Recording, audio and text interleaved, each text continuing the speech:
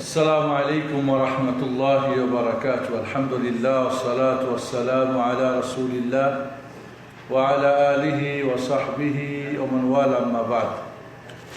أعوذ بالله من الشيطان الرجيم. بسم الله الرحمن الرحيم. فاسألوا أهل الذكر إن كنتم لا تعلمون.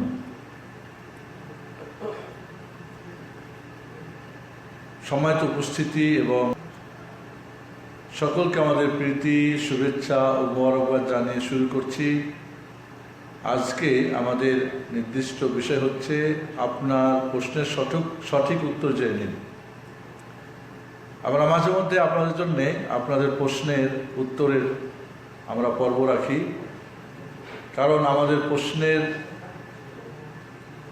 আমাদের আলোচনার মাঝে অথবা বিভিন্ন সময় আমাদের বিভিন্ন প্রশ্ন জাগে, যেগুলো উত্তর আমরা হয়তো জেনে নেওয়ার মতো সুযোগ থাকে না, বা সময় হয় না, বা আমরা হয়তো প্রশ্ন করার সুযোগও পাই না। সেজন্য আমরা মাঝে মধ্যে আপনাদের প্রশ্নের উত্তরের পর্ব রাখি। আজকে আমরা ইনশাআল্লাহ প্রশ্ন উত্তর পর্ব। যাদের প্রশ্ন আছে তারা আমাদের কাছে প্রশ্ন পাঠাবেন এবং আমরা চেষ্টা করব ইনশাআল্লাহ কোরআন এবং সুন্নাহর আলোকে আপনাদের প্রশ্নগুলো উত্তর দেওয়ার জন্য। প্রথমে আমরা শুরু করব উপস্থিত আপনাদের কারো প্রশ্ন থাকলে। উপস্থিত কারো আপনাদের প্রশ্ন আছে? জি, ওয়ালাইকুম আসসালাম। নাম বলেন। হ্যাঁ, হারুন ভাই। জি, আমাদের দেশে যে মানুষ বললে যে 40 কদম বলে, যখন খাটে করে মানুষ নিয়ে যায়। হারুন ভাইয়ের প্রশ্ন হলো যে আমাদের যখন মানুষ মারা যায় তখন খাটে করে যখন নিয়ে যায় 40 কদম মাপে, 1-2 করে, আবার সামনে পিছনে চেঞ্জও করে দেখা যায়, পিছনেরগুলি সামনে, সামনেরগুলি পিছনে, এই ধরনের করে। এগুলির কোনো ভিত্তি আছে কি না? এগুলির কোনো ভিত্তি নেই। মাইয়েতকে ধীর স্থিরভাবে সম্মানের সাথে নিতে হবে, দৌড়ঝাঁপ করা যাবে না এবং জানাজার সামনে চলা যাবে না, কোনো বাহনে করে যাওয়া যাবে না, হেঁটে যেতে হবে, পিছনে ডানে বামে পিছনে হেঁটে যেতে হবে। এটাই হলো নিয়ম।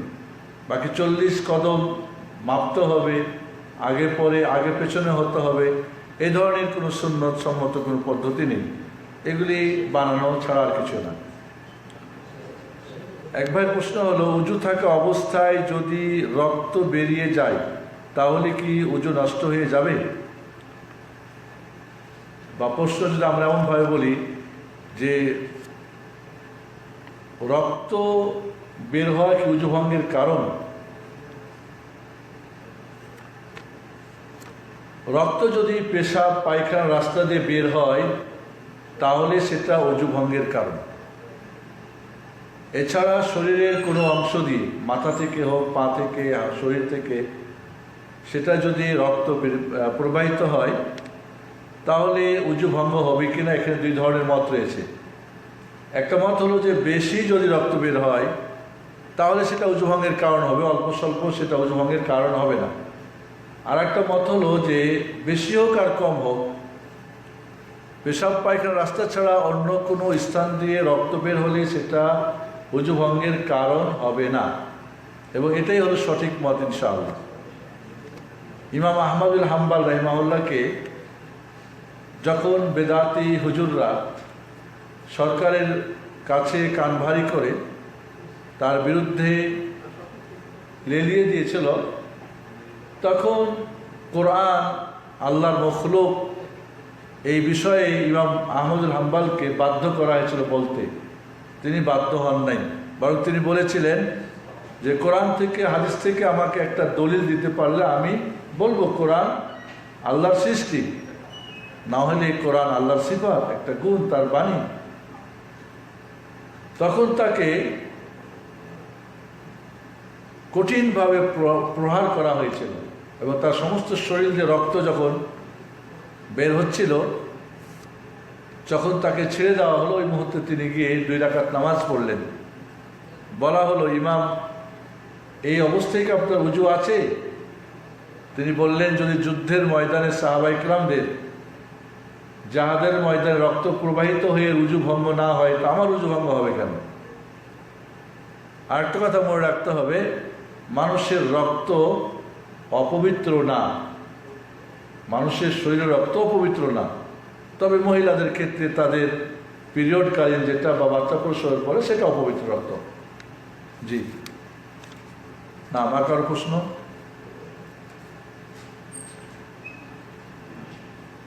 আপনাদের প্রশ্ন লিখে পাঠালে এখানে কাগজ আছে আমাদের।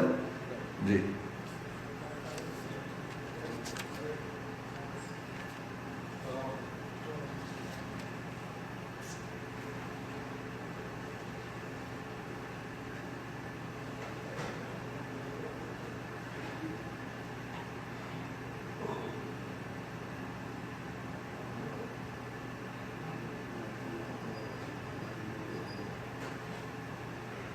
ইউটিউব থেকে এক পাওয়া খবর বলেছেন যে আমাদের কবিলা ছাড়া এখানে কেউ নামাজ পড়তে পারবে না। আবার বলছেন শেখ বা ইমাম, এটা মিথ্যা। এই ধরনের সংবাদ কখনোই কান দেবেন না। কেউ বলেছেন যে আমাদের এখানে আমাদের কবিলা ছাড়া কেউ নামাজ পড়তে পারবে না, এই ধরনের কথাগুলো মিথ্যা কথা। আর বলে যদি থাকে তাহলে সে জাহেল, মূর্খ, সে শেখও না, ইমামও না। ইমামতি করলেই ইমাম হয় এমন কথা না, ইমামতি করলেই উপযুক্ত ইমাম হয় না, এটাও ঠিক। মুফতি ফতোয়া দিলেই যে উপযুক্ত মুফতি হয়ে যায় এমন কথা না। প্রকৃত আসলেই মুফতি হওয়া আলাদা জিনিস, আর প্রফেশনাল মুফতি হওয়া আলাদা জিনিস। কাজে এই ধরনের বিশেষ করে ইউটিউবের অনেক কিছুই অনেকে আমরা বিশ্বাস করি, এগুলি থেকে সাবধান। সোশ্যাল মিডিয়াতে আজকাল অনেক মিথ্যা খবর প্রচার, অমুককে গ্রেফতার করা হয়েছে, অমুককে এই করা হয়েছে, অমুককে তৈরি করা হয়েছে, এটা ওটা বানোয়ার কথাবার্তা, মিথ্যা অনেক প্রচার প্রসার করা হয়। এই জন্য বলবো, সময় নষ্ট করবেন না আর মিথ্যায় কান দেবেন না। তবে কারণ স্বাভাবিক কিছু কথা আছে যেগুলো যাচাই বাছাই করতে হয় না, যাচাই বাছাই করতে হয় না, যেগুলো স্বাভাবিক বিবেক দিয়ে বোঝা যায় কথাগুলো ঠিক না। জি, আর কার প্রশ্ন? না,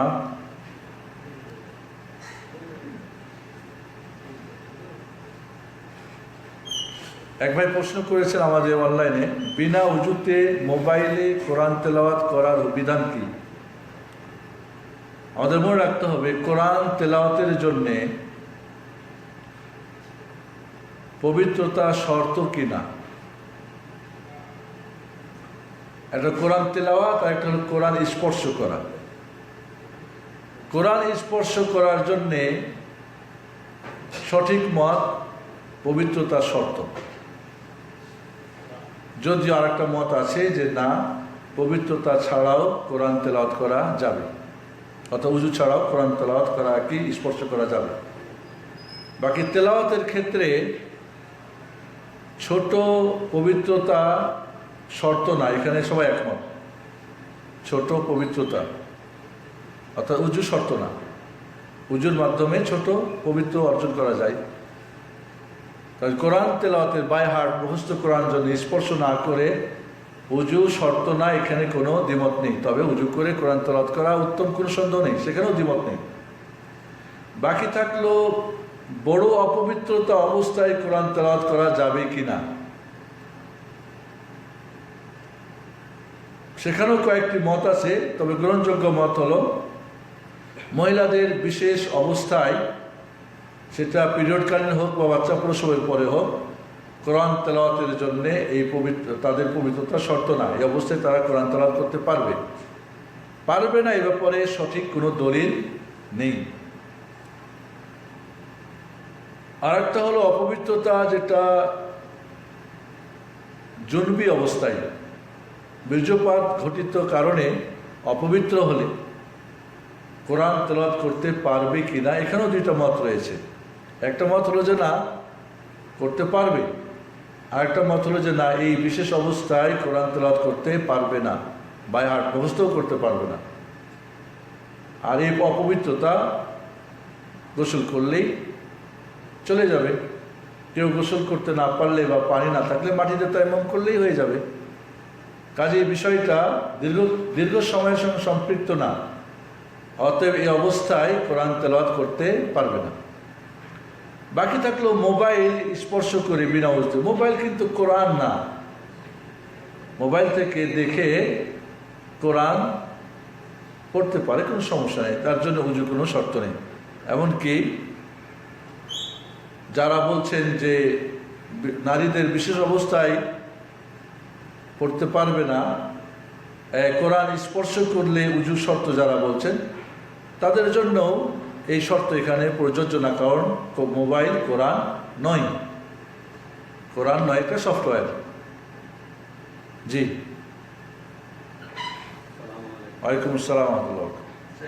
একটা সমস্যা আছে, জানি ঘরের ভিতরে থাকি, জানা নেই। হ্যাঁ? আমার মা যখন করে এমন অবস্থা কিছুদিন পরে করে শরীর এমন অবস্থা খারাপ হয়ে যায়, তখন কোনো না কোনো শিখে গেছে যাইলে করে সে একটু তাবিজ দেয়, তাবিজ দিলে ভালো হয়, আবার ওই যার ফুকে কোনো কিছু কাজ করে এমন অবস্থা আমার কি করা উচিত? কিন্তু আমরা জানি যেটা তাবিজ দেওয়া, তো এই তাবিজ যেটা এটা নাম কি আপনার? আবিষ্কার করি। আব্দুল শুকুর ভাইয়ের প্রশ্ন হলো, বাড়িতে তার মা মাঝে মাঝে অসুস্থ হয়ে যান এবং ঝাড়ফুঁক করে কোনো কাজ হয় না, কোনো হুজুরের কাছে নিয়ে গেলে তাবিজ দিলে ভালো হয়, কি করবো এই মুহূর্তে? তাবিজ তো শিরিক।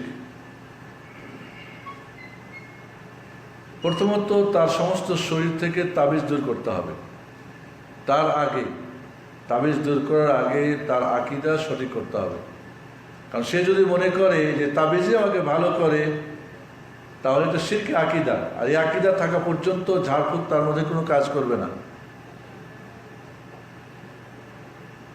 দ্বিতীয়ত, এটা যারা আপনার তাবিজ দেয় তাদের পক্ষ থেকেই এই কার্যটা হতে পারে। সাধারণত যারা তাবিজ কবজ করে বা তাবিজ দেয়, তারা এই ধরনের জিন দিয়ে বা জাদু দিয়ে তারা সমস্যা ঘটায়, যাতে করে লোকজন তাদের কাছে যায় এবং তাদের ব্যবসা জমজমাট চলে। এই জন্যে তার প্রথমে আকীদা সঠিক করতে হবে যে তাবিজ দিয়ে ভালো হই না আমি, এটা বৈধ না, এটা শিরিক। এরপরে সম্ভবপর হলে তাকে সকাল সন্ধ্যার দোয়া তাকে শিখতে হবে। সকাল সন্ধ্যার দোয়া, ফরজ নামাজের পরে দোয়া, বাড়িতে প্রবেশের দোয়া, বের হওয়ার দোয়া, খাওয়ার আগে পরে, বাথরুমে ঢোকার আগে, পড়ার বের হয়ে, প্রতিদিন ঘুমানোর সময় আয়াতুল কুরসি পড়তে হবে। সূরা ইখলাস নাচ পারা করে গায়ে পকে দিতে হবে নিজে নিজে, এবং সূরা বাকারা শেষের 2 আয়াত নিয়মিত সূর্য ডোবার সাথে সাথে বা মাগরিবের নামাজের পরে পড়তে হবে। কোনো প্রকার কোনো শয়তান সেই বাড়ির আশেপাশেই আসবে না। সূরা বাকারা শেষের 2 আয়াত নিয়মিত পড়তে হবে। যদি পড়তে না পারে মুখস্থ করবে, আর বাড়িতে সূরা বাকারা পুরাটা খতম দিতে হবে, মোল্লা ভাড়া করে না, নিজেরা।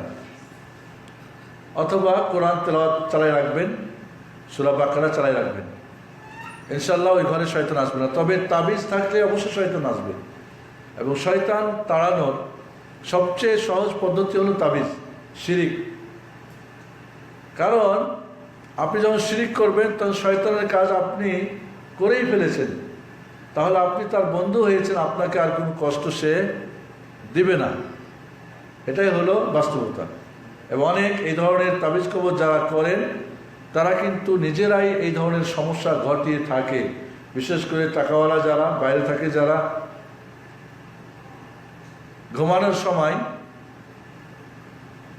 বিশেষ করে আউযু বিকালিমাতিল্লাহি তাম্মাতি মিন গাযাবিহি ওয়া ইকাবিহি ওয়া শাররি ইবাদিহি ওয়া মিন হামাযাতিশ শায়াতিন ওয়া ইয়াহজুরুন, এটা পড়বে। একাই ঘরে ঘুমাবে না, যে ঘরে থাকবেন একাই ঘুমাবেন না। যখন আমল ইমান মজবুত হবে তখন আর কোনো সমস্যা হবে না।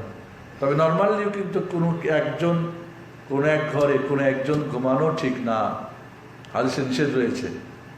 যেমন ছাদের উপরে ঘুমানো নিষেধ রয়েছে, ছাদের সাইডে যাতে ধাক্কা দিয়ে ফেলে দিতে পারে শয়তান। একাকি এক ঘরে একজন ঘুমানো নিষেধ, ঠিক না। জি, রুকুর মধ্যে সুবহানাকা আল্লাহুম্মা ওয়া বিহামদিকা সুবহান কুদ্দুসুন এই দোয়াগুলো পড়া যাবে কিনা? রুকুতে এবং সেজদাতে সুবহান রাব্বিল আযীম এবং সুবহান রাব্বিল আলা একবার বলা ওয়াজিব, অতিরিক্ত বলা সুন্নত, বেজোড় বলা উত্তম, জোর বললেও কোনো সমস্যা নেই। এছাড়া যত দোয়া আছে রুকু এবং সেজদার সুবহান কুদ্দুস রাব্বুল মালায়েকা সুবহানাকাল্লাহু রাব্বানা বিহামদিকা আল্লাহুম্মা ইগফিরলি আল্লাহু লাকা রাকাতু বিকা আমানতু ওয়া লাকা সাজাদতু খাশালাকা সামি ওয়া বাসারি ওয়া মুখি ওয়া আজমু ওয়া সাম, এই সমস্ত রুকুর অনেক দোয়া রয়েছে, সেজদার অনেক দোয়া রয়েছে। এই সমস্ত দোয়াগুলি পড়া সুন্নত, এবং বিশেষ করে তাহাজ্জুদের নামাজ, একাকী নামাজ যত বেশি লম্বা হবে তত ভালো। তবে ফরজ নামাজে অবশ্যই ব্যালেন্স রাখতে হবে, না বেশি লম্বা না বেশি তাড়াহুড়া করা যাবে, যেহেতু পেছনে মুক্তাদিদের বিভিন্ন অবস্থার লোক থাকে, ছোট থাকে, বড় থাকে, কাজ থাকে, অনেকের জরুরত থাকে, অনেকের দুর্বল থাকে, সেক্ষেত্রে নামাজ বিশেষে কেরাতটা ওইভাবেই করতে হবে। তাহলে রুকুতে সেজদাতে যে দোয়াগুলো হাদিসে এসেছে সেগুলো থেকেই পড়তে হবে, বাইরে থেকে কোনো দোয়া পড়া একই বলে রুকুতে পড়া যাবে না। তবে সেজদাতে অতিরিক্ত কোরআনের হাদিসের দোয়া পড়া যাবে, যেগুলি দোয়া বর্ণিত আছে সেগুলো ছাড়াও না। অনলাইনে আরেকটা প্রশ্ন, জি।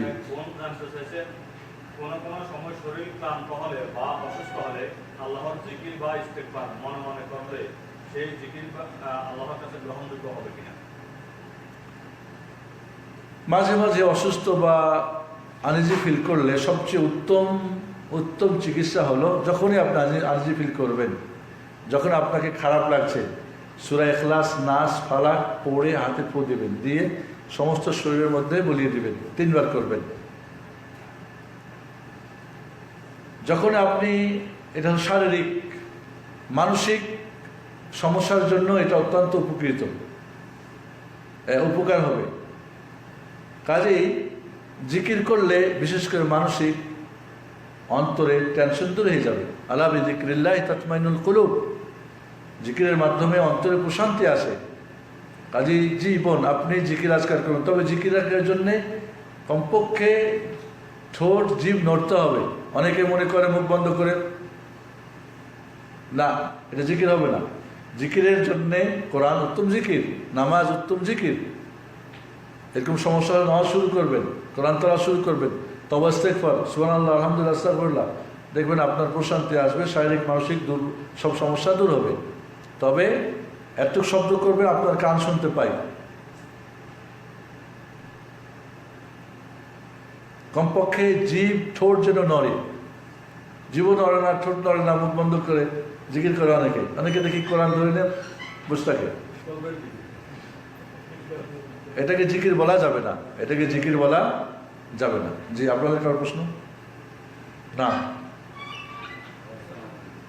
আমাদের দেশে ওই রমজান মাস আসলে পরে ওই কোরআন তেরাবির কোরআন যে লোকজন নিয়ে আসা টাকা ওই কন্ট্রাক্ট করে নিয়ে আসাটা কি সঠিক? রমজান মাসে খতম তারাবি করার জন্য কারি বা হাফেজদেরকে কন্ট্যাক্ট করে আনা হয়, জায়েজ কিনা, বা এখানে আমরা টাকা দিয়ে অংশগ্রহণ করবো কিনা, ঠিক না? রমজান মাসে কোরআন খতম দাও উত্তম, দিতেই হবে এমন কোনো শর্ত না, জরুরি না। তারাবির জন্যে বা তাহাজ্জুদ নামাজের জন্যে বা কিয়ামুল লাইলের জন্যে কোরআন খতম দিতেই হবে এমন কোনো শর্ত না। তবে উত্তম, কারণ রমজান মাসে জিবরিল আমিন আলাইহিসসালামকে রাসূল কোরআন খতম দিতেন, শোনাতেন। মৃত্যুর বছরে 2 বার খতম দিয়েছিলেন। এখান থেকে ওলামারা বলছেন যে রমজান মাসে কোরআন নিজে খতম দেওয়া বা নামাজে খতম দেওয়া একাকী বা জামাতে, এটা উত্তম। যদিও কেউ কেউ বেদাত বলেছে, সেটা ঠিক না। তবে কোরআন খতমের জন্যে হাফেজ ভাড়া করা এবং কন্ট্যাক্ট করা, এত টাকা হলে হাফেজ আসবে, না হলে আসবে না, এটা অবশ্যই জায়েজ নেই। দ্বিতীয়ত, দ্রুত যান, কোরআন খতম, কিছুই বোঝা যায় না, ইয়া আলামুন তাআলামুন আল্লাহু আকবার, আল্লাহু আকবার, এই ধরনের কোরআনের সঙ্গে প্রহসন করা, খেলতামাশা করা এবং এই ধরনের হাফেজকে নিয়ে আসা, এবং যে যত দ্রুত পড়তে পারবে 20 রাকাতেই পড়তে হবে, 20 মিনিটেই হতে হবে, এমন হাফেজ নিয়ে আসা, রাখা বা টাকা দেওয়া জায়েজ নেই। এর পিছনে নামাজ পড়াও জায়েজ নেই, নামাজ হলেও নামাজও হবে না। এটা তামাশা করা হবে আল্লাহর সাথে। এটা একটা ইবাদত, ইবাদত বিনয়ের সাথে, খুশি খুশির সাথে হতে হবে। হ্যাঁ, যদি ধীরে ধীরে পড়ে এবং কি পড়ছে শোনা যায়, তাহলে পড়লে যেমন নেকি আছে, শুনলেও অক্ষর অক্ষর নেকি হতে পারে, হবে। কিন্তু শুনলেই না আপনি খালি আলামুন তালামুন আল্লাহ আকবার, আর খালি উঠো বসো পুরো মানুষরা। আমি একবার এরকম একটু অসুস্থ ছিলাম, তো পাশেই এরকম একটা মসজিদ নামাজ পড়তে গিয়ে সম্ভবই হলো না, এত দ্রুত উঠো বসা করে। এটা মনে হচ্ছে চলতেছে আর কি, এক্সারসাইজ করতেছে যেন। আর হাফেজকে খতম দিতেই হবে, আর যত দ্রুত দিবে তত এখানে লোকজন ভিড় করবে, তত লোকজন বেশি। এই ধরনের হাফেজ যারা কন্ট্যাক্ট ছাড়া আসে না এবং দ্রুত পড়ে কিছু বোঝা যায় না এবং বেআমল, অনেক সময় দেখা যায় যে আমলও ঠিক নাই এদের, শুধু কোরআন হাফেজ, জাহেল, আর কিছু জানে না, এবং এত টাকা করে দিতেই হবে। আমি বলবো এই সমস্ত হাফেজকে টাকা দেওয়া যায় হবে না, এদের পিছনে খুব দ্রুত নামাজ পড়া যায় না, চাইতে বাড়ি থেকে পড়া উত্তম যদি কেউ পড়তে পারে। আর যদি সেও জাহেল হয় তো করবো কি, সব জাহেলের গ্রুপ এক জায়গাতে থাকবে, আর কি করবে না। আসরের ফরজ নামাজের পূর্বে 2 রাকাত নফল নামাজ পড়লে আল্লাহ রহমত করেন, এটা কতটুকু সত্য? আর এই 2 রাকাত সালাত তাহিয়াতুল মসজিদের সাথে নিয়ত যোগ করে পড়লে হবে কিনা? আসরের নামাজের আগে 2 রাকাত নামাজ পড়লে আল্লাহর রহমত নাজিল হবে, এবং তাহিয়াতুল মসজিদের নিয়ত করে একসাথে পড়লে হবে কিনা। 4 রাকাতের কথা আছে, যে ব্যক্তি আসরের আগে 4 রাকাত নামাজ পড়বে আল্লাহ তাকে দয়া করবেন, মুসলিম শরীফের হাদিস। তবে এই 4 রাকাত নামাজ 2 করে পড়বে, 4 একসাথে পড়বে না। 2 করে পড়ে 2 রাকাত পড়ে সালাম ফিরে আর 2 রাকাত পড়বে, বুঝে আসছে আপনাদের? মাঝে মাঝে 2 পড়বে, মাঝে মাঝে 4। রাসূলুল্লাহ সাল্লাল্লাহু আলাইহি ওয়াসাল্লাম কখনো 4-এর কথা বলেছেন, এবং 2-এরও হাদিস আছে। আসরের আগে 2 রাকাত, কখনো কখনো 4 রাকাত 2 বৈঠকে পড়বেন, এবং মাঝে মাঝে পড়বেন, সব সময় না। এটাকে বলা হয় সুনানে গায়ের রাতে, বা মানে কন্টিনিউ করবেন না সবসময়।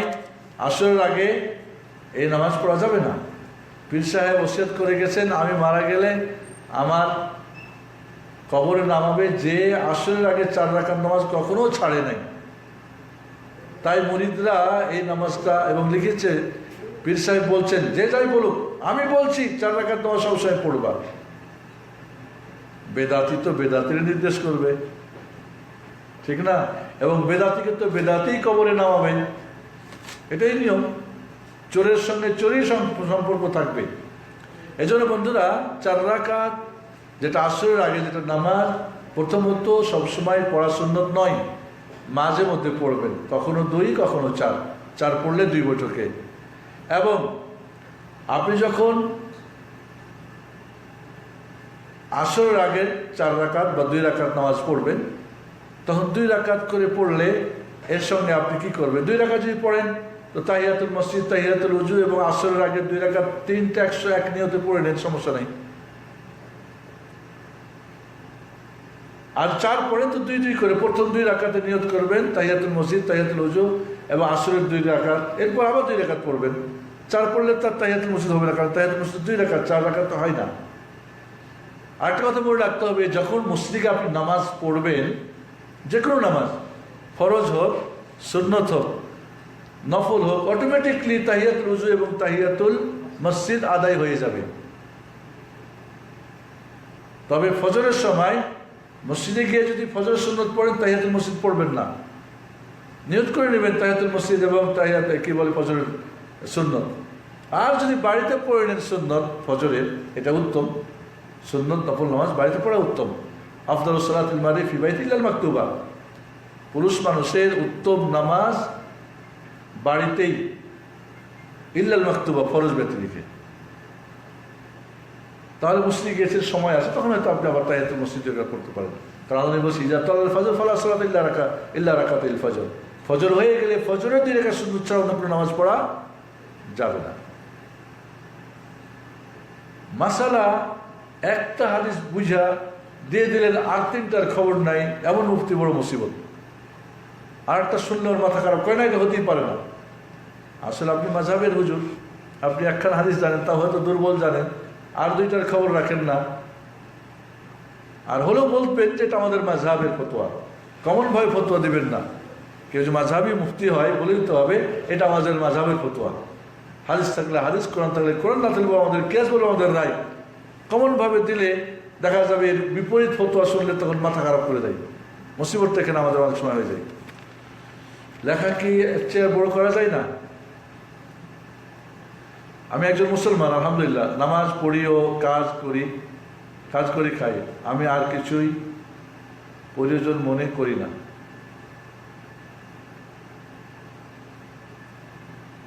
মানে কি বুঝলাম না, আপনার প্রশ্ন করলেন কি করলেন? অনেকেই দেখা যায় বলতে, সাপোজ ইসলামিক সেন্টার ভিত্তিক যে আমরা যতটুকু জ্ঞান অর্জন করার সুযোগ পেয়েছি আন্তর্জাতিক হিসাবে, আমি বুঝেছি। মানে ওনারা বলেন অনেককে দিনের জ্ঞান অর্জন করতে বললে বলে আমি সাধারণ মুসলিম, আমি হালাল উপার্জন করি, নামাজ পড়ি।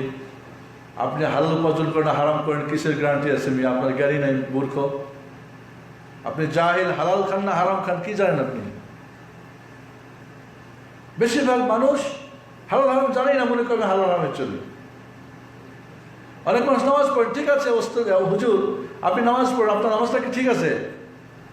আপনি যে নামাজটা পড়েন, নামাজটা কি আপনার ঠিক আছে? রাসূলের কি নামাজ পড়েন না আপনার মাযহাবের পড়েন, আপনার হুজুরের পড়েন, না বাপদাদার নানা নানির নামাজ পড়েন? কাজে আপনার নামাজটা সঠিক করার জন্য, আপনার হালাল ইনকাম করার জন্য আপনাকে জানতে হবে। কাজে এই ধরনের যারা কথা বলে এরা মূর্খ, এবং বেশিরভাগ মানুষ এদের যেটুক করে ওটুকু ঠিক নাই, করে না যেটুক করে ওটির মধ্যে অনেক উল্টো পাল্টো আছে। এই ধরনের কথা বলে শয়তানকে শুধু সহযোগিতা করা হয়, এছাড়া অন্য কিছু না। বন্ধুরা আমার খুবই ঘনিষ্ঠজনরা কোন এক পীরের মুরিদ, এরা হাত পাখা মার্কায় ভোট দেন। আচ্ছা, সেই পীরের হয়তো এটা মানে প্রতীক।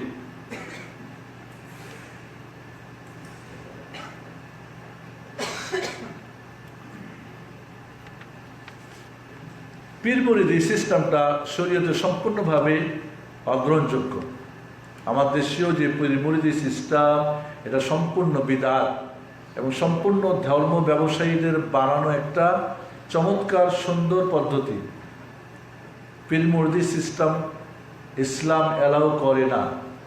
কেউ বা কেউ থাকলে তাকে বোঝাতে হবে। এবং আমাদের দেশীয় পীর সাহেবদের তরিকা মরিকা বেশিরভাগ বিদআত এবং কি শিরক কুফরও রয়েছে এদের মাঝে। কাজে এদের অন্ধভাবে ভক্ত হয়ে থাকা মানে শিরক কুফর বিদআতের মধ্যে থেকে যাওয়া এবং অজ্ঞমূর্খ থেকে যাওয়া, সঠিক দিন না জানা। তাদেরকে ওসিয়ত করতে হবে, পরামর্শ দিতে হবে, সঠিক দিন শেখার জন্যে এর মাধ্যম এবং বইপত্র ইত্যাদি তাদের কাছে সরবরাহ করতে হবে। বৃহস্পতিবার রোজার ফজিলত সম্পর্কে বলবেন কি? আল্লাহ নবী আলাইহিসসালামকে জিজ্ঞেস করা হয়েছে, আপনি কেন সোমবারে এবং বৃহস্পতি রোজা রাখেন? আল্লাহ নবী আলাইহিসসালাম বলেছেন, এই দুই দিনে বান্দার আমল আল্লাহর কাছে উপস্থাপন করা হয়, পেশ করা হয়, আর আমি পছন্দ করি রোজা অবস্থার আমলটা আল্লাহর কাছে আমার পৌঁছে যায়। কাজে এই 2 দিনে রোজা রাখলে, এবং রোজা উত্তম ইবাদত, আল্লাহর কাছে প্রিয় একটি ইবাদত। কাজেই রোজা অবস্থায় আপনি থাকলে, অন্যান্য ইবাদত সাথে রোজা থাকলেও সেটা আপনার জন্য অনেক ভালো ইনশাআল্লাহ, এবং রাসূলের সুন্নত আমল হবে।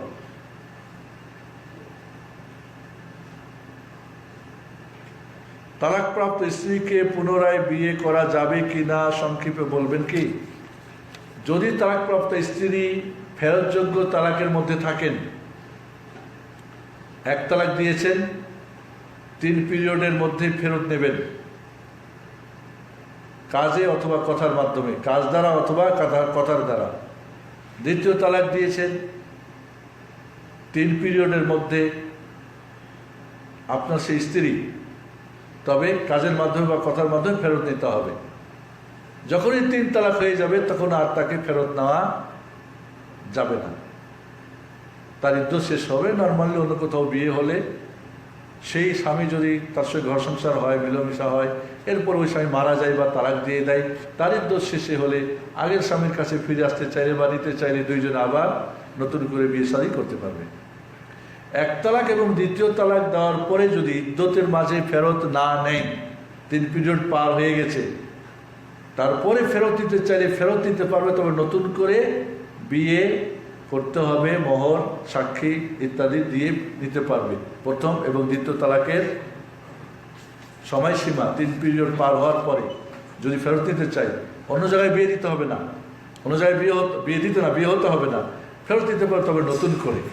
আর তৃতীয় তালাক হয়ে গেলে হিল্লা বিয়ার যে সিস্টেম, এটা সম্পূর্ণভাবে জাহিলিয়াতি সিস্টেম। এটা জেনা ব্যভিচারের পথ উন্মোচন করা ছাড়া অন্য কিছু না। এটা আল্লাহ নবী লানত করেছেন এবং বলেছেন ভাড়াটিয়া পাঠা, এটা একবার এখানে একবার ওখানে। কাজে এই ধরনের জঘন্য কাজের মাধ্যমে কোনো হারাম হালাল হয় না, এটাই হলো সঠিক মত, যদিও দ্বিতীয় মত রয়েছে।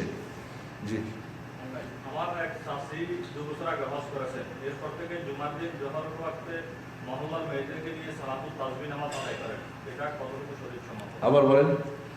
আমার চাষি 2 বছর আগে হজ করেছেন, এখন প্রতি জুমার নামাজের দিন জোহরের ওয়াক্তে মহল্লার মেয়েদেরকে নিয়ে সালাতুত তাসবিহ আদায় করেন, এটা কতটুকু শরীয়ত সম্মত?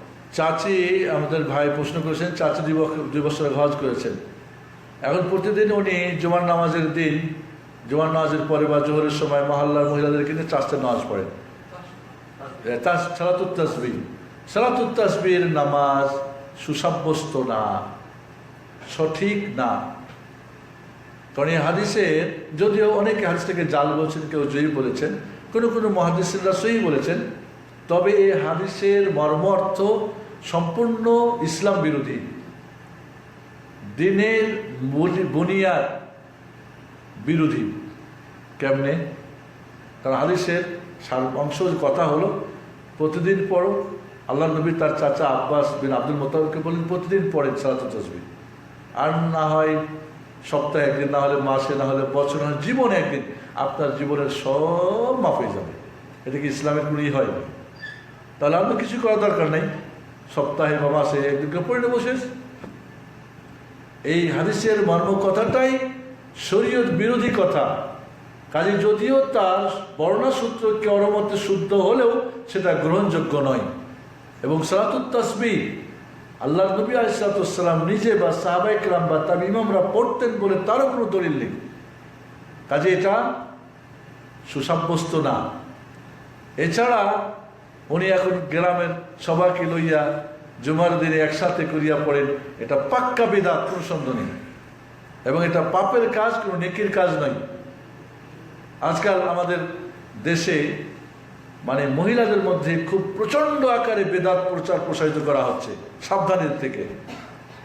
মহিলারা গিয়ে দাওয়াত করতেছে কবরের আযাব মাফের দোয়া, সালাতুত তাসবিহর দোয়া, অমুক নামাজ, অমুক নামাজ, সালাত কি কবরের আযাব থেকে মাফের দোয়া নামাজ, এটার বিভিন্ন ধরনের যত জয়ীফ জাল মিথ্যা। মেয়েরা মূর্খ, কিচ্ছুই জানে না। এই জাহেল নাদান নারীদেরকে ইসলাম তো জানেই না, সঠিক তো নিজেরাও জানে না, এদেরকে সম্পূর্ণ ভ্রান্ত আকীদা, বিশ্বাস এবং আমল শিক্ষা দিচ্ছে। এদের থেকে সাবধান থাকতে হবে। এদেরকে আশ্রয় দেওয়া যাবে না, এদের কোনো প্রোগ্রামে অংশগ্রহণ করা যাবে না, এদেরকে করতেও দেওয়া যাবে না। জি, খাওয়া অবস্থায় সালাম দেওয়া কি জায়েজ? সালাম কি সব অবস্থায় দেওয়া যায়? সালাম দেওয়ার জন্যে এমন কোনো সুনির্দিষ্ট সময় নিষিদ্ধ করা হয় না যেমন সময় সালাম দেওয়া যাবে না। আমাদের সে মনে করা নাকি যে আজানের সময়, খাওয়ার সময় সালাম দেওয়া যাবে না, কোরআন পাঠের সময় সালাম দেওয়া যাবে না, খাওয়ার সময় সালাম দেওয়া যাবে না, এমনকি নামাজ পড়ার সময় সালাম দেওয়া যায়। আল্লাহ নবী টয়লেটে ছিলেন, সালাম দিলেন কেউ, তিনি ফিরে এসে বললেন আমাকে পানি দাও, উজু করে এরপর সালাম উত্তর দিয়ে বললেন আমি অপবিত্র অবস্থায় উত্তর দেওয়া পছন্দ করি না, আল্লাহ জিকির করা সালামের মধ্যেও।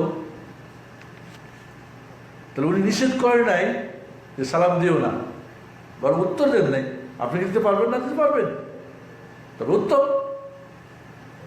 কেউ নামাজ অবস্থায় সালাম দেয়, ইশারা দিয়ে উত্তর দিতে হবে। আপনি হয়তো কেউ সালাম দেয় আসসালামু আলাইকুম, রুকুতে আছেন, সেজদা আছেন, সালাম ফেরানোর পরে আর উত্তর দেওয়া জরুরি না, তবে দিতে পারেন। তাহলে খাওয়ার সময় সালাম দেওয়া যাবে না, সম্ভবত হুজুরের মুফতি সাহেবের খাওয়া দাওয়ার ডিস্টার্ব হবে, তাই হয়তো সালামটাকে নিষেধ করে দেওয়া হয়েছে। কারণ বারবার সালাম দিতেই থাকে, তো একটা কথা আছে, বোকারা নাকি, যারা বোকা ওরা খাওয়ার সময় কথা বলে, তো হুজুর কি বোকাদের অন্তর্ভুক্ত হয়ে যাবে সালাম দিতে দিতে, খাওয়া নষ্ট করবেন? জানি না, এটা হয়তো কারণ হতে পারে। তবে খাওয়ার সময় সালাম দেওয়া যাবে না এটা ঠিক না, বরং কথা বলা যাবে না এটা ঠিক না, বরং কথা বলতে হবে। সালাম দেওয়া যাবে, নেওয়া যাবে, কোনো সমস্যা নেই। আপনি খাচ্ছেন, আরেকজনকে দেখা হলো, সালাম দিবেন না? কেউ খাচ্ছে, তাকে সালাম দিবেন না? ও তার খাওয়া অবস্থায় সালাম দেওয়া নেওয়া যাবে না, দেওয়া নিষেধ নাই মনে হয়, দেওয়া নিষেধ, কারণ খাওয়া ডিস্টার্ব হয়ে যাবে। জি। ব্যাংক অথবা সমিতি থেকে লোন নিয়ে কোনো ব্যবসা অথবা বাসা বাড়ির কাজ করলে তা হারাম হবে কিনা? ব্যাংক বা কোনো সমিতি থেকে টাকা নিয়ে বাসা করলে সেটা ঠিক হবে কিনা? কেমনে নিয়েছেন, ভিত্তিটা কেমন? এটা কি সুদের ভিত্তিতে? এই ব্যাংক বা সমিতি কি সুদ ভিত্তিক? তাহলে অবশ্যই হারাম, অবশ্যই হারাম। অর্থাৎ আপনাকে টাকা দিলে 1 লাখ 5 লাখ, আপনি কিস্তি কিস্তি বা 2 মাস বা 1 বছর 2 বছর পরে তাকে 5 লাখের জায়গায় 7 লাখ দেবেন বা 5.5 বা যাই দেবেন, তাকে অতিরিক্ত সুদ দিতে হবে, তাহলে এটা হলো হারাম। এবার হারাম বাসা বানিয়ে হারাম টাকা দিয়ে ওই হারামে আপনি কি আরাম পেতে চান? আপনারা অনেকবার শিখিয়েছে, হারামে কি ভুলে গেছেন? হারামে আরাম নাই, পাপে শান্তি নাই। কি বলেন না একটু? হারামে আরাম নাই, পাপে শান্তি নেই। তবে যদি সে ব্যাংক বা সমিতি শরীয়ত ভিত্তিক আপনাকে লোন দেয়, তাহলে যায়। যেমন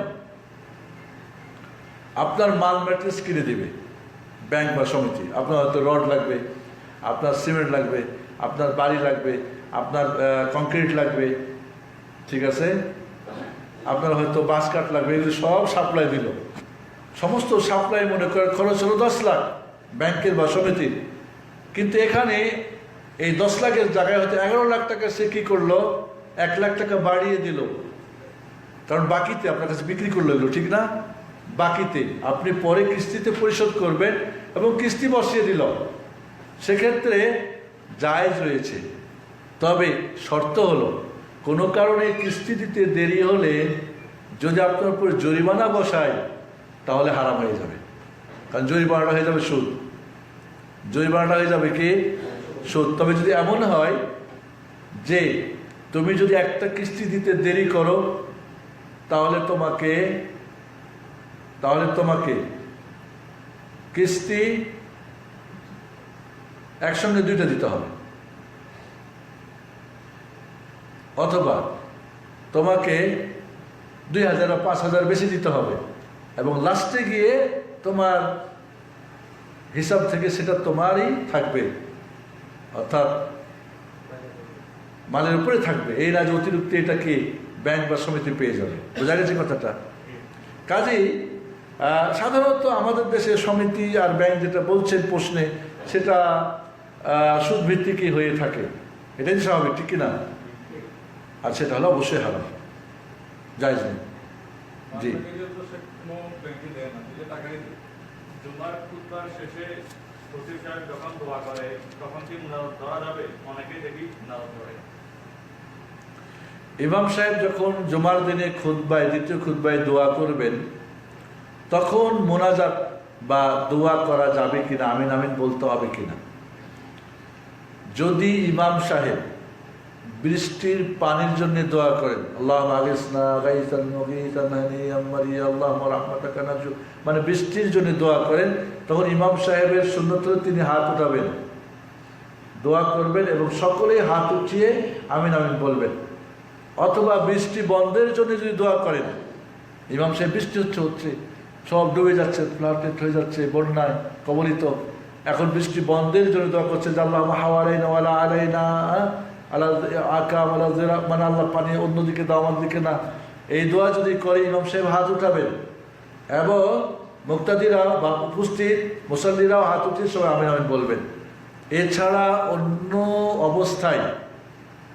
অবস্থায় ইমাম হাত উঠাবেন না, দোয়া করবেন, সবাই চুপচাপ শুনবেন, আমিনও বলার প্রয়োজন নেই। হাত উঠাবেই না, আমিনও বলবে না, চুপচাপ সমর্থন করবে তার দোয়াটাকে। বোঝা গেছে না? নাই, এটা হলো সুন্নত। এখন আমাদের দেশের তো বেশিরভাগ ইন্ডিয়া, বাংলাদেশ, পাকিস্তান অভ্যস্ত হাত উঠা মোনাজত, খালি একটু সুযোগ পাইলেই ব্যাস বয় মক্কা মদিনা তো মোনাজত হয়। কখন কই যে খুতবার সময় মুফতি সাহেব ফটো দিয়ে দেবে। বোঝা গেছে কথা? কাজে যে ইমাম জানেন তিনি সাধারণত খুব কম মক্কা মদিনায় এটা করে, বা সাধারণ মসজিদগুলোতে খুব জানি না, অনেক সময় দোয়া করলে হাত উঠে না দেখি ইমামদের। নিয়ম হলো ইস্তেসকা, পানির জন্য দোয়া করলে হাত উঠাবেন ইমাম, সবাই আমিন বলবেন, এবং পানি বৃষ্টি বন্ধের জন্য দোয়া করলে হাত উঠাবেন, সবাই আমিন বলবেন। বাকি সময় হাত উঠাবেন না, আমিনও বলবেন না, চুপচাপ ইমাম দোয়া করলে সমর্থন করবেন। বোঝা গেছে সুন্নত? মানে শুধু আমরা হলাম কি ব্যাস সুযোগ পেলে শুরু করলাম, মানে বেদাত করতে এত অভ্যস্ত আমরা, এবং বেদাত করে এত মজা পাই, কারণ এদের উপর আমাদের জন্মই তো বেদাত দিয়ে, সবই তো বেদাত দিয়ে ভরা, কাজে বেদাত দিয়ে খুব মজা পাই আমরা। জি, একটা প্রশ্ন, এশার নামাজ কত রাকাত? একবার জানতে চাই। এশার নামাজ কত রাখাত? হ্যাঁ, আপনার বলে এশার নামাজ বলেন, ভাগিনা বলে এশার নামাজ কয় রাখাত? এশার নামাজ কত রাখাত? টোটাল কয় রাখাত? হ্যাঁ বলো বলো, একটু গুণে হিসাব করে বলো।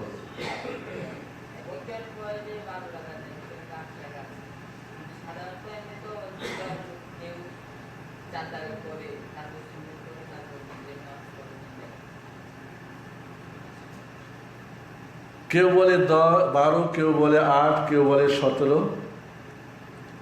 বাগিনার চালাক আছে, মানে ধরা খায় না আর কি। হ্যাঁ, দেখতে হবে ভাগিনাটা কার।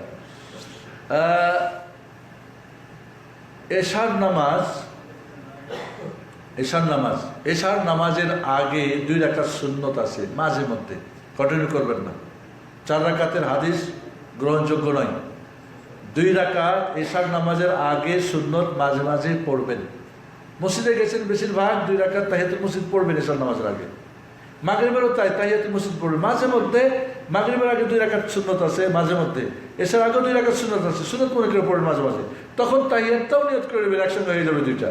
বোঝা গেছে কথা? এশার ফরজ নামাজ 4 রাকাত, এরপরে সুন্নত 2 রাকাত, তাহলে মোট 6 রাকাত। আর মাঝে মধ্যে তাহলে 8 রাকাত। বেশিরভাগ সময় তাহলে এশার নামাজ কয় রাকাত? 6 রাকাত। মাঝে মধ্যে আগে 2 রাকাত সুন্নত ধরলে কি 8 রাকাত। বেতরের নামাজ এশার নামাজের অন্তর্ভুক্ত না। বেতরের নামাজ এশার নামাজ নয়। বেতর নামাজ হলো রাত্রির নামাজ, তবে এর সময়টা এশার পর থেকে শুরু করে ফজর পর্যন্ত। তাই কি করে মানুষ এশার পরে পড়ে নেয়, আর আমার দেশের বইপত্রে এশার নামাজের মধ্যেই এটা হিসাব চালিয়ে দেওয়া হয়। এটা অন্যায়। যদি মানুষ জানতো যে বেতরের নামাজটা রাত্রির নামাজ, তা আমার মনে হয় অনেকেই হয়তো কারণ এশার নামাজ বেতরের নামাজ 4টা অবস্থা, এশার পরে পড়ে নেওয়া, এর চেয়ে উত্তম কি ঘুমানোর সময় পড়া, এর চেয়ে উত্তম কি ফজরের আগে পড়া, এর চেয়ে উত্তম রাত শেষ রাত্রে তাহাজ্জুদের পরে পড়া, এটা সর্বোত্তম। যদি আমরা জানতাম অনেকেই যে না এশার নামাজ ঘুমানোর সময় পড়া উত্তম, বা শেষ রাত্রে ফজরের আগে উঠে গেলাম 2 রাকাত বেতর পড়ে আর কি বেতরটা পড়ে নিলাম, এমন তো হতে পারে। ফজর নামাজ যারা পড়ে, ফজর নামাজ যারা নিয়মিত পড়ে, তারা যদি জানতো যে বেতর নামাজটা পড়ে নিলেও তাহাজ্জুদের নামাজ শেষ রাত্রে পড়া ভালো, আল্লাহ ফি আখিরিল লাইল, তোমার বেতর নামাজ শেষ রাত্রে পড়ো। কিন্তু আমরা যখন এটাকে এশার নামাজের হিসাব কষে দিয়েছি, তখন দেখা যায় কেউ এটাকে আর পড়ে না। এটাকে অন্যায় হয় নাই? তাহলে বেতরের নামাজ এশার নামাজ নয়, এটা রাত্রির নামাজ। তবে এশার পরে তার সময় শুরু হয়, ফজর পর্যন্ত চলতে থাকে। তাহলে এশার নামাজ আমরা বলবো 6 রাকাত, 4 রাকাত ফরজ, 2 রাকাত সুন্নত, মাঝে মধ্যে আগের 2 রাকাত হিসাব করলে তাহলে 8 হবে। বাকি 17 রাকাত, 12 রাকাত বা আরও হিসাবগুলো ঠিক না, বা বেতরকে এশার নামাজে হিসাব করাও ঠিক না। ধন্যবাদ। কারো প্রশ্ন আছে পিছনে? যে কারো প্রশ্ন আছে আর? জি বলেন। আমার কর্মস্থল থেকে মসজিদ দূরে, তাই আমি জোহর, আসর এবং মাগরিব কর্মস্থলে আদায় করতে হয়। কর্ম থেকে দূরে যেতে দেয় না। এখন আমার করণীয় কি? পুরুষ মানুষের জন্য ফরজ নামাজ জামাতে পড়া ওয়াজিব। অন্ধ ব্যক্তিকে আল্লাহ নবী অনুমতি দেন নাই এবং ঘর বাড়ি জ্বালিয়ে দিতে চেয়েছেন। কোম্পানি কর্মস্থল থেকে মসজিদ দূরে যেতে দেয় না, তাই নামাজ জোহর, আসর, মাগরিব কোম্পানিতে বা হয়তো সাইডে পড়েন। চেষ্টা করতে হবে তাদেরকে বোঝানোর জন্যে। না যদি অনুমতি দেয় তো সেক্ষেত্রে কোর্টে যেতে হবে। এই দেশের কোর্টে গেলে আপনি সঠিক বিচার পাবেন। নামাজের সময় অবশ্যই আপনাকে সময় দিতে হবে। এবং দূর বলতে কতটুকু দূর? অনেক দূর। প্রশ্নে বোঝা যাচ্ছে খুব বেশি দূর না, প্রশ্নের ভাবে বোঝা যায় খুব বেশি দূর না। খুব বেশি দূর হলে সমস্যা নেই, তাহলে তো আপনি ওখানে যারা আছেন জামাত করে নামাজ পড়বেন। বাকি যদি কাছাকাছি, যেটা হয়তো অল্প সময় গেলে পাওয়া যাবে হেঁটে বা গাড়ি দিয়ে, সেক্ষেত্রে নামাজ মসজিদে পড়তে হবে। আর যদি বাধ্য হন, আপনি কিছুই করতে না পারেন, কোটেও বুঝেন না, তাহলে আর কি করবেন? বাধ্য হয়ে লা ইউকাল্লিফুল্লাহু নাফসান ইল্লা উসআহা, সাধ্যের অতিরিক্ত আল্লাহ কিছুই চাপিয়ে দেন না। তবে আপনিও কি তাতে রাজি কি না, যে ঠিক আছে সুযোগ হলো যেতে হলো না, সেটা একটা ব্যাপার আছে। কয় নামাজ পড়ো না কেন ভাতিজা? কয় কফিল নামাজ পড়তে দেয় না। কয় ঘন্টা ডিউটি করো? ওই সকাল 6টা থেকে নিয়ে দুপুর 2টা পর্যন্ত। তো আসর নামাজও কি তাকে কফিল পড়তে দেয় না, মাগরিবও দেয় না, এসবও পড়তে দেয় না, ফজরে কি ধরে রাখছে? ফজরে কি বাধ্যা রাখে? মানে এই যে অজুহাত দেখানো, এই জন্য আল্লাহ রব্বুল অন্তর্জামী, ঠিক না?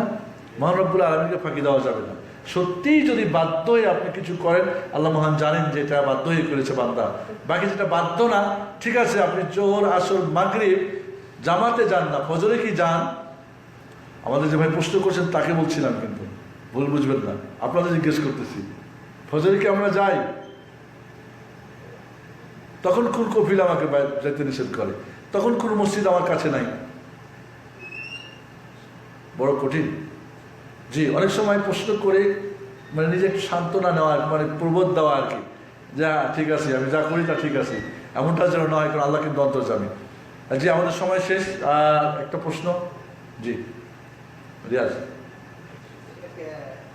কারো সুস্থতার জন্য মানত করা কি কতটুকু যায়? কি মানত করা যেতে পারে কারো সুস্থতার জন্য? সুস্থতার জন্য অথবা সুস্থ থাকার জন্য, যে আমি যেমন সুস্থ থাকি তাহলে আমি এতজন মোল্লা দাওয়াত করে খাবো, সেটা কি যায় নাকি? রিয়াজ ভাইয়ের প্রশ্ন হলো যে সুস্থ থাকার জন্যে মান্যত করা, আমি সুস্থ থাকলে বা সুস্থ হয়ে গেলে মোল্লা খাওয়াবো বা এত খাওয়াবো বা এত দান করবো, ছাগল কাটবো, মুরগি কাটবো, হাঁস দেবো, মুরগি দেবো, দুম্বা দেবো, এমন করা যায় কি না? এই ধরনের মান্যত মানলে কোনো ফায়দা নেই। ভাববেন না যে আপনি মান্যতের জন্য সুস্থ আছেন বা সুস্থ হয়েছেন। রাসূলুল্লাহ সাল্লাল্লাহু আলাইহি ওয়াসাল্লাম বলেছেন, মান্যত মানলে কোনো কাজ হয় না, বখিলের মাল যায়। মানত কোনো কাজ নাই, বখিলের মাল যায়। মানতে কোনো কাজ হয় না। তাহলে কি করতে হবে? দান সদকা করতে হবে। এই 10 টাকা দিলাম, 20 টাকা দিলাম, যখন তখন আপনি করবেন কি সুযোগ মতো 5 টাকা 10 টাকা, বিশেষ করে যারা ছোটো বাচ্চা আছে, যারা হয়তো পরিবেশ বা সব কিছু বিপদ আপদ কীটনাক বিভিন্ন ধর আছে না এখন আজকাল ফেতনা, দান করবেন নর্মালি। ফকির আসছে, বছর খেয়ে যাও, এই টাকা নিয়ে যাও, গরিব বিস্কুট দিয়ে দাও, বাচ্চা মাদ্রাসে গেছে বা মসজিদে গেছে, বাবা এটা দান করে দিও, আপনি বাজারে গেছেন, হয়তো ফকির হাত পাচ্ছে, দিয়ে দাও। এইভাবে বা বড় আকারে ছোট আকারে মাঝে মধ্যে দান সৎকার করবেন। দান সৎকার মাধ্যমে বালা মুসিবত দূর হয়।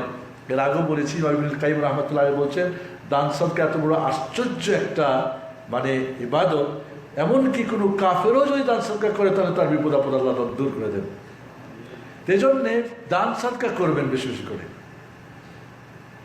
বিশেষ করে ছোটো বাচ্চারা ঝুঁকিপূর্ণ হয়, বাচ্চারা যখন হাঁটতে শিখে, যখন বাচ্চারা ছোট থাকে, অনেক সময় দেখা যায় বাড়ির আশেপাশে পুকুর আছে, অনেকে বাচ্চা পুড়ে মরে, কাউরে ডুবে মরে, কাউরে হয়তো কিডন্যাপ হয়ে যায়, বিভিন্ন ধরনের সমস্যা হয়। এই জন্য দান সৎকার করবেন, সবচেয়ে নিরাপদ, সুস্থ থাকবেন ইনশাআল্লাহ। এবং আল্লাহ রাসূল বলছেন, তাদাউ মারদাকুম বিসসাদাকাত, তোমরা তোমাদের রোগীদের দান সৎকার মাধ্যমে তোমরা চিকিৎসা করো।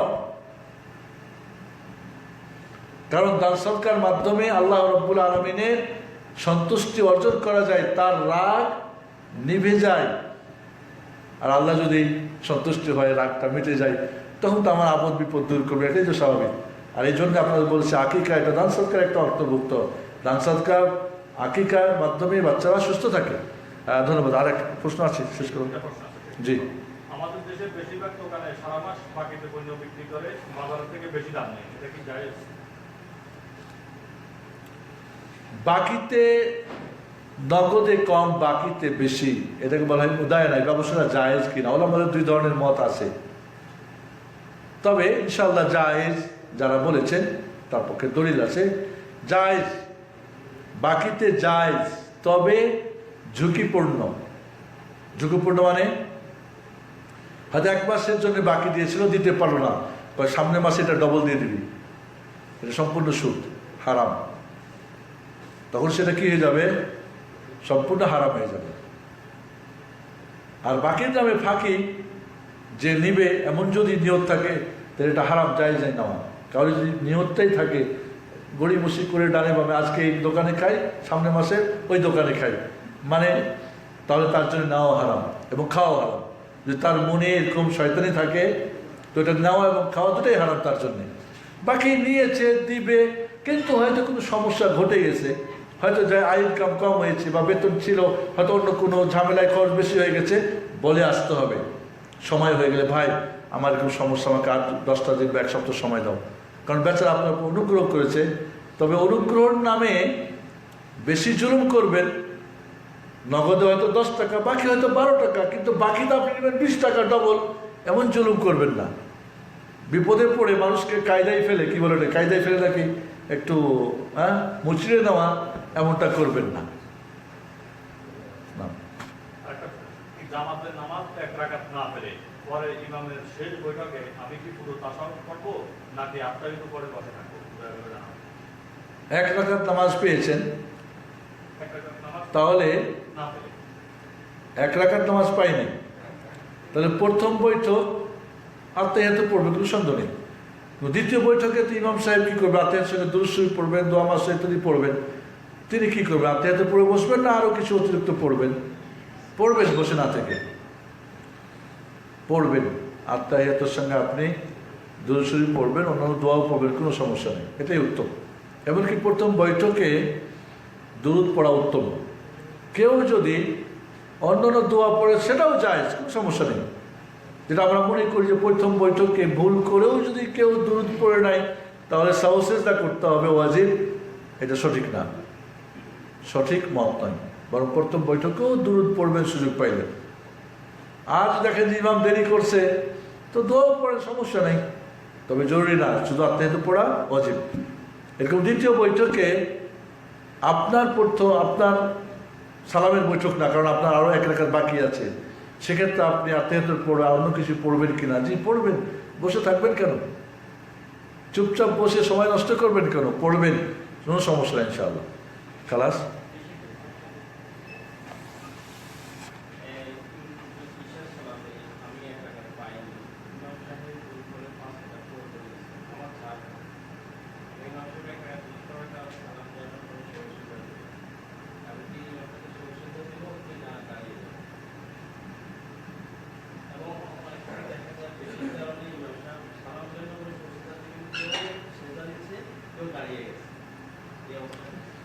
সহজের উপর একটা বই বাংলাদেশে চেপেছে আমাদের, এই সকল প্রশ্নের উত্তর আলহামদুলিল্লাহ সেখানে আছে। জোহরের নামাজ 4 রাকাত, একজন পড়ে গেছে, মাসবুক বলে, ইমামের 5 ওয়াক্ত নামাজ 5 রাকাত পড়িয়েছেন, ইমামের 5 ওয়াক্ত হয়ে গেছে, তাহলে যিনি 1 রাকাত পড়ে গেছেন তাহলে তার 4 হয়েছে, ঠিক না বেঠিক? তো ইমাম যখন সালাম ফেরাবে তার সঙ্গে সালাম ফেরাবেন, ঠিক আছে। এখন যদি এমন হয় যে যাদের এখনো নামাজ পূর্ণ হয় নাই, ঠিক আছে, অথবা ইমাম সাহেব 4 রাকাত নামাজ পড়েছেন, পড়ে হয়তো ভুল মনে করছেন এটা ভুল হয়েছে, এখন এবার সালাম ফেরানোর পরে সহজেজদা করছেন। যখন সালাম ফিরিয়েছেন, যাদের নামাজ কম হয়েছে তারা তো উঠে গেছেন, ঠিক না? এখন কি উনি সহজেজদা করবেন না করবেন না ইমামের সাথে? যদি সহজেজদাটার কারণ এর সাথে মুক্তাদিও জড়িত, মানে মুক্তাদি সেখানে ছিল, তাহলে সেজদায় চলে যাবেন, নামাজ সে সৌসেজদা করে উঠে তারপরে বাকিটা পূর্ণ করবেন। আর যদি দেখেন যে সৌসেজদাটার কারণ তার সঙ্গে সম্পৃক্ত না, তাহলে এখতিয়ার সৌসেজদা করতে পারে, না করতে পারে। এছাড়াও যদি দাঁড়িয়ে যায় এবং ইমাম সাহেব সৌসেজদায় চলে গেছেন, তাহলে উনি দুইটা অবস্থা, হয় সৌসেজদা করবেন ইমামের সঙ্গে, আর নয় নিজের নামাজ শেষ করে বা সালাম ফেরার আগে সৌসেজদা করে নেবেন, সেটা হয়ে যাবে, সমস্যা নাই ইনশাআল্লাহ। তবে যদি এই সৌসেজদার কারণটা ইমামের সঙ্গে সম্পৃক্ত, মুক্তাদির মাঝে পড়ে নাই এই ভুলটার সাথে, তাহলে সে যদি না যায় কোনো সমস্যা নেই ইনশাআল্লাহ। আজকের মতো আমরা এখানে প্রশ্ন উত্তর পর্ব শেষ করছি। মহান রব্বুল আলামিন আমাদেরকে আজকের আলোচনায় যেগুলো আমরা জানতে পেরেছি নিজের প্রশ্ন করে বা অন্য ভাই বোনদের প্রশ্নের মাধ্যমে, মহান রব্বুল আলামিন এগুলোর জন্য আমাদেরকে আমল করার তৌফিক দান করেন। দিন সম্পর্কে আমাদের প্রতিনিয়ত আমি খুব আশ্চর্য হই, কিছু মানুষ যারা দিন নিয়ে চর্চা করে ওদের প্রশ্ন শেষ নাই, আর কিছু মানুষ আছে যাদের কোনো প্রশ্নই নেই। আমি বলছি না যে জানা থাকলেও প্রশ্ন করবেন না, তবে অনেকেরই অনেক জানা নেই, কিন্তু এ নিয়ে কোনো মাথা ব্যথাও নেই, আবার ভাবে যদি প্রশ্ন করি ইসলামিক সেন্টারে, তাহলে তো উল্টা একটা বলবে, আমি সারা জিন্দিগি বাপদাদার করেছি, এইটা তো আর কেমন জড়ো তড়ো লেগে যাবো, থাক না করি। মানে সে উল্টাপাল্টাই করবে, মূর্খতাই থাকবে, বেদাতের মধ্যেই থাকবে, সুন্নত জানতেও রাজি না। এ আর এক মূর্খ শয়তান।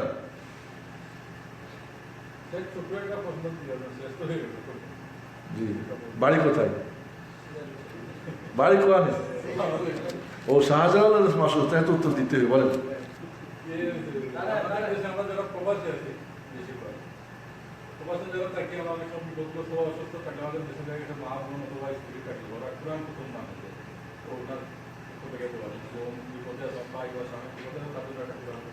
বিদেশে আছে বিপদ আপদের জন্য, অসুখ বিসুখ, বাড়িতে মা বোনরা নজন মানে কোরআন খতম দিবে।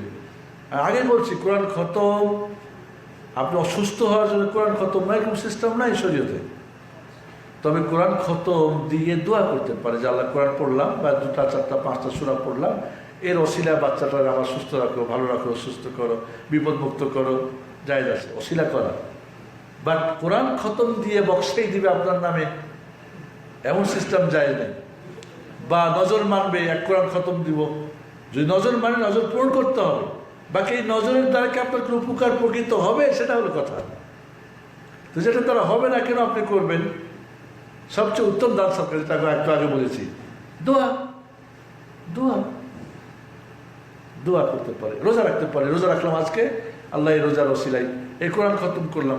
আসলে খতম সিস্টেমটা আমাদের দেশে পুরাটাই একটা যেন এলোমেলো করে রাখছে। কোরআন খতম দেন, কিন্তু এই যে সঙ্গে বসে একদিনে সারাদিনে মা ভাই বোন এখন আর হুজুর বা সবাই বৈশা, সবাই পাড়া পাড়া কোরআন নিয়ে খতম দিয়ে, সিস্টেমটাই তো বেদাত। তো কোনো বেদাত দিয়ে কি আপনার উপকার হতে পারে? হতে পারে না। খাস নজর মেরে থাকলে করতে হবে। আমার পোলা যদি সুস্থ হয় তবে খতম দেবো, খতম দিতে হবে তাকে।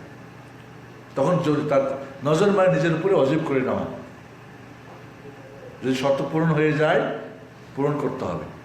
তবে এতে কি কোনো ফায়দা আছে, সেটা হলো কথা। সর্বোপরি শেষ করি আমরা, আল্লাহ রাব্বুল আলামিন আমাদেরকে সুন্দর রাখুন, ভালো রাখুন। বর্তমানে যে সিচুয়েশন আমাদের যাচ্ছে, এর উপর আমরা আলোচনা করেছি, আপনাদেরকে বলবো বেশি করে দুরূদ শরীফ পড়বেন, তওবা ইস্তেগফার করবেন, এবং যখন কোনো ফায়সালা হয়ে যাবে তখন বুঝতে হবে এটা আমার কোনো হাত নাই। এখন যারা বিভিন্নভাবে বিভিন্ন ধরনের সমস্যায় হয়তো হচ্ছে, আপ ডাউন হচ্ছে, সেক্ষেত্রে আল্লাহর ফায়সালার উপরে সন্তুষ্ট থাকবেন, ইনশাআল্লাহ এর মধ্যেই আল্লাহ বরকত দেবে। বাকি বেশি বেশি তওবা ইস্তেগফার করবো আমরা, দুরূদ পড়বো, আমাদের বিপদ আপদ দূর হবে ইনশাআল্লাহ, সমস্যা দূর হবে, প্রয়োজন মিটে যাবে। ইবাদত খালেসভাবে করব। আল্লাহ 2টা ওয়াদা করেছেন, আগে হাদিস বলেছে, ঠিক না? আমার কোনো চাহিদা রাখবেন না, আমার কোনো অভাব রাখবেন না, আর প্রয়োজন মিটিয়ে দিবেন। কোনো অভাব রাখবেন না অন্তরে, আরও চাই, আরও প্রয়োজন থাকবে না। আপনার মন বলবে না আমার কোনো প্রয়োজন, আলহামদুলিল্লাহ। এবং আরও 2 বছর, 30 বছর হয়েছে, 32 বছর হয়েছে, 40 বছর হয়েছে, 39 কয় 40টা না পূরণ করে যাবো না। মাশাআল্লাহ মাশাআল্লাহ, এইখানে 40 পূরণ ভালো বোঝে না, আরো কত জায়গায় যে পূরণ আছে সেইখানে তো ভালো বোঝেন না। হ্যাঁ, সেইখানে পূরণ, যে পূরণটা অনেক সময় ভালো কল্যাণকর, তাল্লা করে দোয়া করি যে সবাইকে আল্লাহ রাব্বুল আলামিন বিপদ মুক্ত রাখেন, সমস্যা মুক্ত রাখুন। বর্তমানে যে যে সমস্যা আছে, যে যে বিপদে আছে, আল্লাহ সবার সমস্যাকে দূর করুন, আমিন। ওয়াসাল্লাল্লাহু আলা সাইয়্যিদিনা মুহাম্মদ ওয়া আলা আলিহি ওয়া সাহবিহি ওয়া বারিক ওয়া সাল্লিম। সুবহানাকা আল্লাহুম্মা ওয়া বিহামদিকা আশহাদু আল্লা ইলাহা ইল্লা আনতা আস্তাগফিরুকা ওয়া আতুবু ইলাইক। আসসালামু আলাইকুম ওয়া রাহমাতুল্লাহি ওয়া বারাকাতুহু।